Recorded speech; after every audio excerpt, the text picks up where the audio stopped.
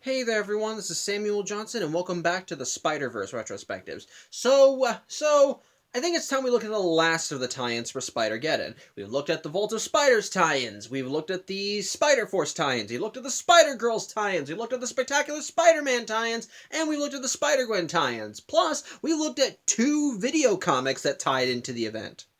I think it's time we look at the third one. Specifically, today we're going to be looking at the Spider-Gwen Ghost Spider video comic, which of course is collected in the same trade as the other Spider-Gwen tie-ins. And if you expect this comic to be a brand new spectacular adventure starring Spider-Gwen as she's kicking ass and taking names in her home dimension, you'd be kind of wrong.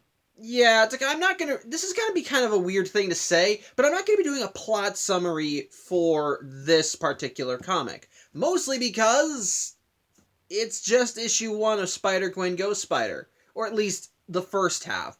Basically, the video comic adapts the events from Spider-Gwen Ghost Spider #1, specifically, like I said, the first half, and essentially just kind of condenses and abridges it, keeping a lot of the major plot points that tie into Spider-Geddon, while also omitting other stuff. Like, for example, in the video comic, Spider-Gwen still saves this lady from a group of muggers, but she doesn't end up going to meet with Harry before she meets with Spider-Ham. Likewise, whereas in the original comic, she was just swinging around minding her own business, in the beginning of this one, she's jamming out with the Mary Janes. And the best part is, because I've now finally actually seen the video comic for this, I actually know what they sound like now, so good on me, I guess. But basically, the story itself, basically, I'm getting off topic. Another major difference on top of that, they kind of omit any continuity, so to speak. Like, for example, how in Spider-Gwen Ghost Spider, like, everybody knew that Gwen Stacy and Spider-Woman were one and the same.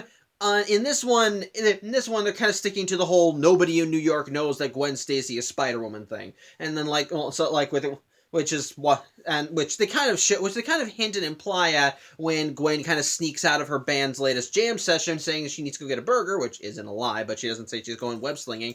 And then likewise, when she saves the woman has no idea it's Gwen Stacy under the mask. So essentially, the said plot is the same as the first half of Spider-Gwen Ghost Spider #1. Ultimately, there are still differences between it and Spider-Gwen Ghost Spider #1. So, ultimately, whichever one you prefer to read is up to you. Personally, I'd say if you want to actually read the tie-ins to Spider-Geddon, I'd recommend just going with Spider-Gwen Ghost Spider #1, the print version, because that one not only has this story, but also has the lead-ins for the rest of her tie-ins, as the second half of that comic shows her going to the world of the Gwen Goblin, and essentially trying to get her bearings before she, comes face-to-face with her counterpart from that Earth, but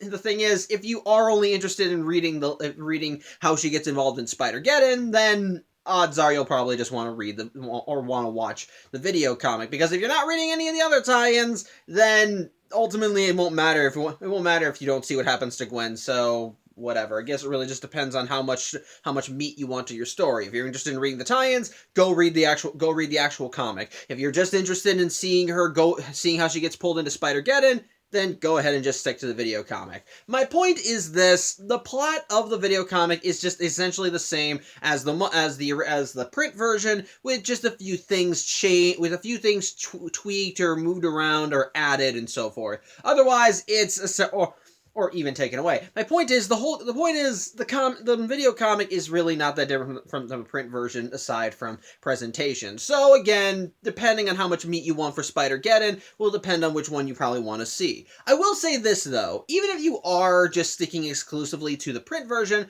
the video comic isn't actually half bad.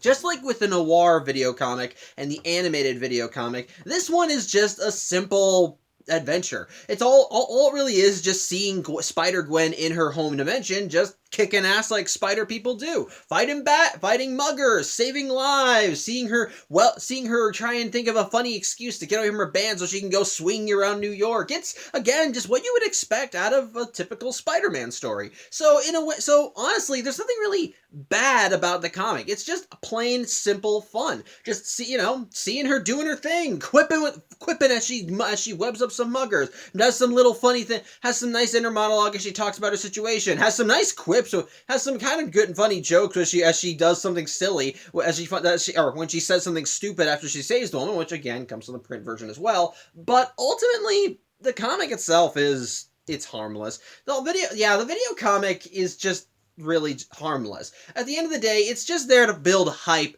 for Spider-Geddon, and I think that does the job well. It's just shows Spider-Gwen doing her thing, kicking ass before she's pulled into Spider-Geddon by Spider-Ham, and eventually winds up joining the Web Warriors to try and take down the Inheritors. Which again,